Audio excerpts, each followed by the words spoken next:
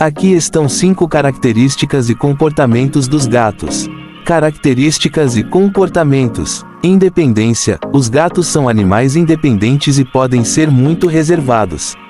Eles gostam de ter seu próprio espaço e podem não sempre querer interagir.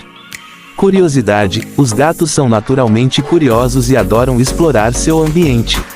Eles podem ser vistos investigando cada canto da casa e brincando com objetos.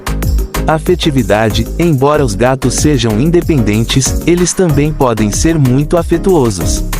Eles gostam de receber carícias e atenção de seus donos. Instinto de caça. Os gatos têm um forte instinto de caça e adoram perseguir pequenos animais, como ratos e pássaros.